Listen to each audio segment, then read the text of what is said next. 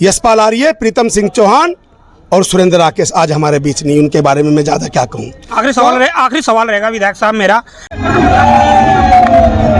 ये खुशी बता रही है इस बार हरिद्वार लोकसभा हम 5 लाख से ज्यादा वोटों से जीतेंगे और छबरेड़ा विधानसभा हम 15,000 वोटों से ज्यादा जीतेंगे। 15,000। विधायक जी, कौन सा मिशन था बाबा साहब का जो आपने बार बार कह रहे हैं कि वो मिशन कौन सा है जो पूरा हो रहा है? नाम भी बता दीजिए। बाबा साहब अम्बेडकर नारी के शक्ति मुक्तिदाता थे।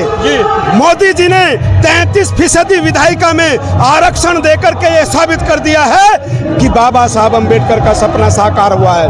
पंचतीर्थ स्थान बनाए हैं बाबा साहब के नाम पर। सागर में रविदास मंदिर 100 करोड़ की लागत से बन रहा है। और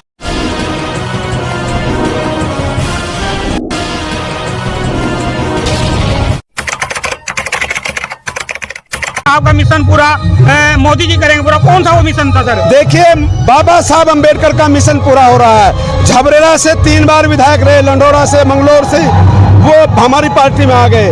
प्रदेश अध्यक्ष बहुजन समाज पार्टी का हमारी पार्टी में आ गए। आज सभी अनुसूचित जाति के लोग, सुबोध राकेश फिर आगे हैं।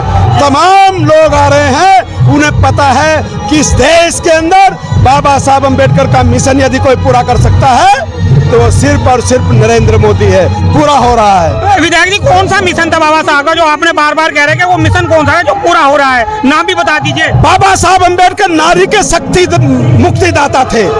मोदी जी ने 33% विधायिका में आरक्षण देकर के ये साबित कर दिया है कि बाबा साहब अम्बेडकर का सपना साकार हुआ है। पंचतीर्थ स्थान बनाए हैं बाबा साहब के नाम पर। सागर में रविदास मंदिर 100 करोड़ की लागत से बन रहा है। और गुरु रविदास जी ने कहा था, ऐसा चाहूं राज में जहां मिले सबन को अन्न, छोट बड़ सब बसे रविदास रहे प्रसन्न। 80 करोड़ लोगों को फ्री राशन देने का काम नरेंद्र मोदी जी की सरकार कर रही है। बाबा साहब अम्बेडकर का जो सपना था स्वास्थ्य के संबंध में, शिक्षा के संबंध में, प्रत्येक क्षेत्र में। अभी आपने शिक्षा की बात की है। 2014 में जो ऐसे समाज के लड़के ITI पॉलिटेक्निक बीटेक स्कॉलरशिप पर कर रहे थे वो आज नहीं हो रही है।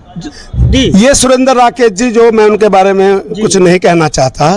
सुरेंद्र राकेश जी के जमाने में कांग्रेस की सरकार में जो भ्रष्टाचार हुआ, मैं बस ज़्यादा नहीं कहना चाहता। वो स्वर्ग में है, मैं इसलिए उनके बारे में ज़्यादा नहीं बोलूँगा। आपको पता है, जब यहाँ पर कांग्रेस और बसपा की सरकार थी, उत्तराखंड के अनुसूचित जाति समाज के लिए बाबा साहब अम्बेडकर जी का जो सपना था वो टूटा था। प्रमोशन में आरक्षण समाप्त किया था। और मैं ये कह सकता हूँ, मैंने पहले भी नारा दिया था कि 3 तिरंगे होंगे नंगे।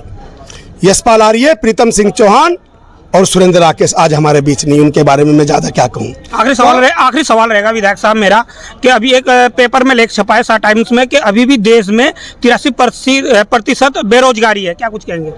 मैं आपको शायद जानकारी नहीं है। जी। आज हिंदुस्तान के अंदर क्योंकि जनसंख्या ज़्यादा है, उसके बावजूद भी आज हमारा देश खुशहाल है। हमारा देश विकसित भारत की तरफ बढ़ रहा है। मोदी जी ने कहा है 2047 तक हम इस देश को विकसित भारत बनाएंगे। और जो मोदी कहते हैं वो 100% मुमकिन होता है। मोदी है तो मुमकिन है। आज तक जो उन्होंने कहा है वो पूरा किया है। बाबा साहब अम्बेडकर का सपना, समान नागरिक संहिता लागू हो गई है इस देश के अंदर।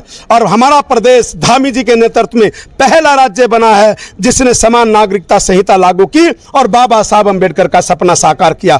वो कभी नहीं चाहते थे बाबा साहब अम्बेडकर कि एक देश में 2 कानून हो, 2 विधान हो। कश्मीर के मामले में उन्होंने सिग्नेचर करने से मना कर दिया था। और आज मोदी जी ने 370 हटा करके बाबा साहब अम्बेडकर का सपना साकार किया है। क्या मानते हो, 400 पार? 400 नहीं, मुझे ऐसा लग रहा है झबरेड़ा के जुलूम से उत्तराखंड में कल मोदी जी की रैली हुई कि हम 500 पार भी हो सकते हैं। चलिए, बातचीत करने के लिए बहुत बहुत धन्यवाद। हमारे साथ पूर्व विधायक देशराज करणवाल थे जिन्होंने अपनी बात रखी। आप क्या